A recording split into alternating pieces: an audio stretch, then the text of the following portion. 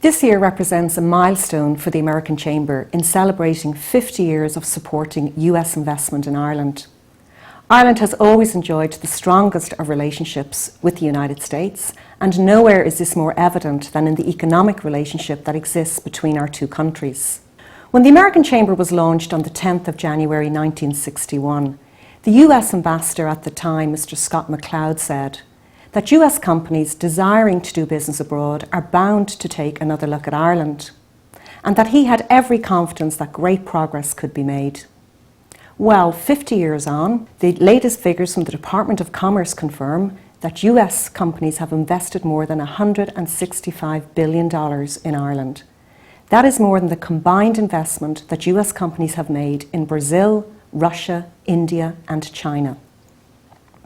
The American Chamber of Commerce represents over 600 US companies who directly employ over 100,000 people, support tens of thousands of jobs in Irish industry, and export in excess of 90 billion of goods and services around the globe each year. Indeed, US companies now account for 20% of Ireland's total economic output. Many of the 600 companies here have European and even worldwide mandates, representing the most modern and vibrant element of the Irish economy. By the middle 50s, we had the most horrific immigration out of this country. The Irish government in late 50s decided that it was time to end protectionism, it was time to open up to free trade, it was time to make Ireland a competitive place to do business in. The only future for a small country like Ireland is to open itself to the outside world and exploit the world that's on its doorstep. US companies were coming to Ireland to set up manufacturing companies on the back of export sales relief. So Citi followed the customers into most countries, but especially into Ireland. Bank of America first established in Ireland in 1968. Initially we came here to support our US clients, who were amongst the first wave of US companies to establish in Ireland. IBM, of course, always been here. I saw my first computer in the IBM premises in Burlington Road in about 1969. I think the role of the American Chamber of Commerce in those days was quite different, being a sort of a reliable port of call for incoming companies, and at the same time wanting US investment to succeed here. The European Community said, look, you've got a tax regime that's explicitly favouring exports. You can't do that. Ireland uses its brains, basically, to say, well, we're ending discrimination in favour of exports, but we're introducing an across-the-board 10% corporate tax for manufacturing.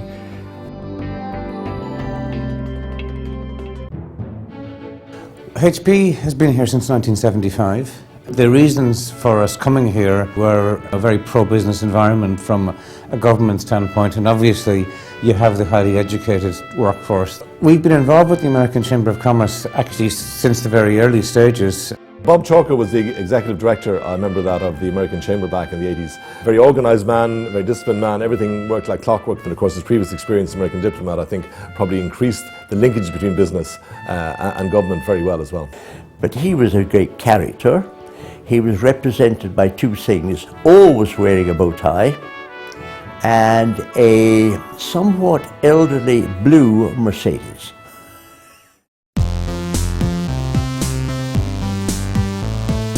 In 1982, we persuaded IBM to develop an IBM software development centre within the corporation as a whole.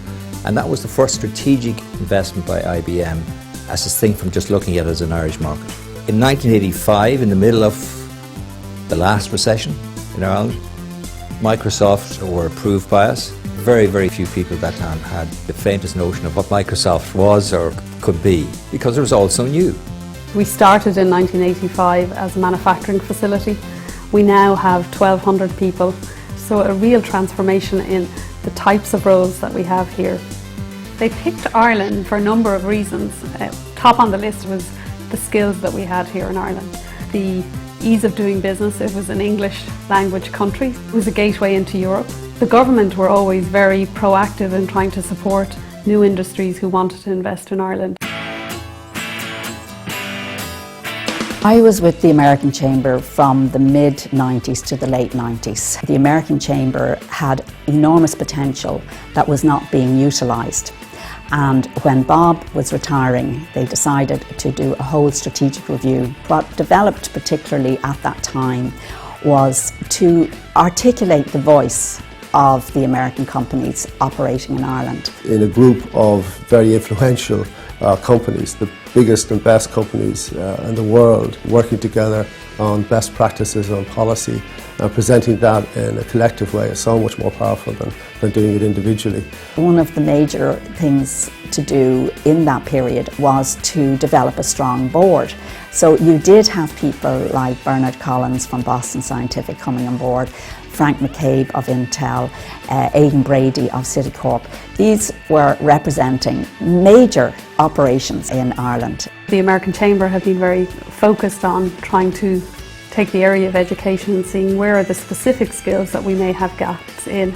And in the technology industry, that tends to be around the mathematics. There were many occasions when we led delegations in to speak with, on a one-to-one basis, with the Minister for Education at that time.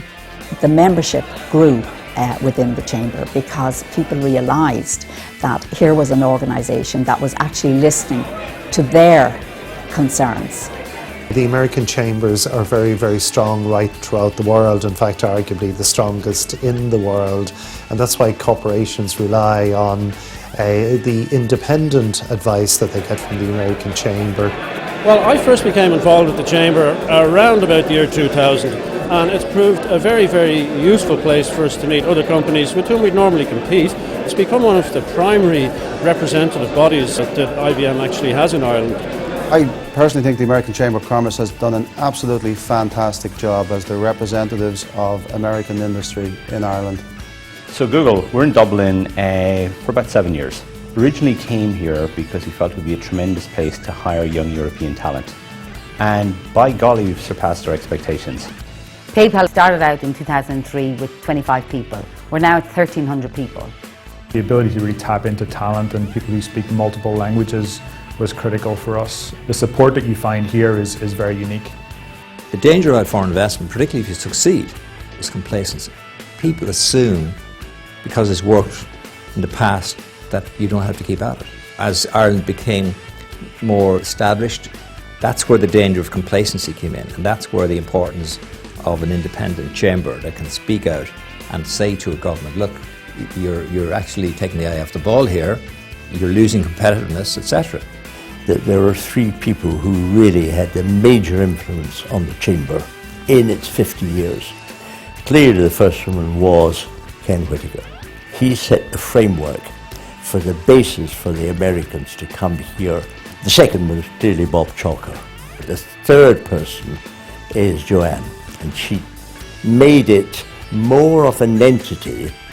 For those of us who run companies in Ireland, FDI companies, it's easy to do with somebody like Joanne, who thinks the way we do, speaks our language, understands our issues, and is very focused in driving those issues. I've known American Chamber and Joanne for some time, a very sort of strong group of partners and a very strong network of people that will help us get done what we need to get done here. Look at the role they played in the Lisbon referendum and what they did in terms of pointing out to the average Irish citizen how important that a yes vote was.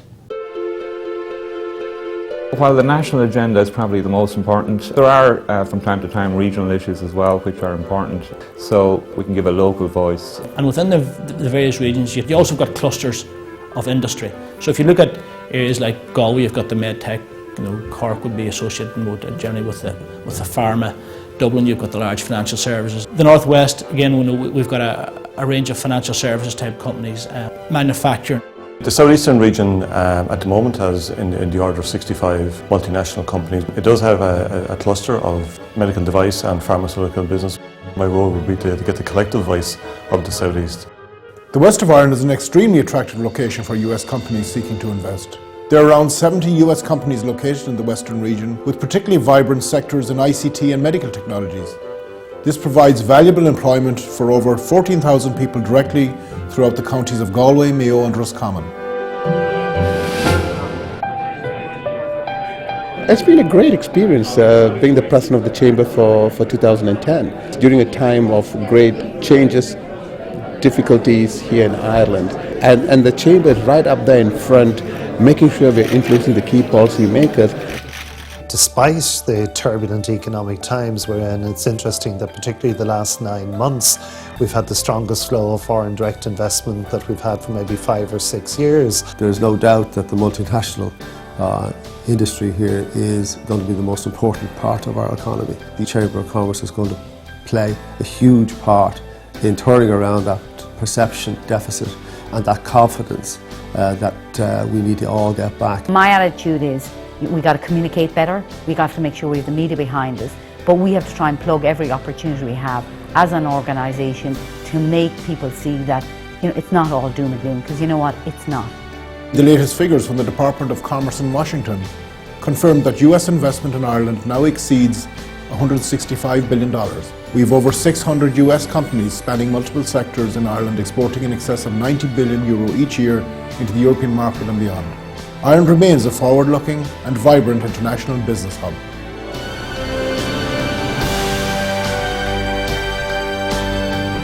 The American Chamber is very proud of the contribution that US companies have made to Ireland's economic development over the last 5 decades.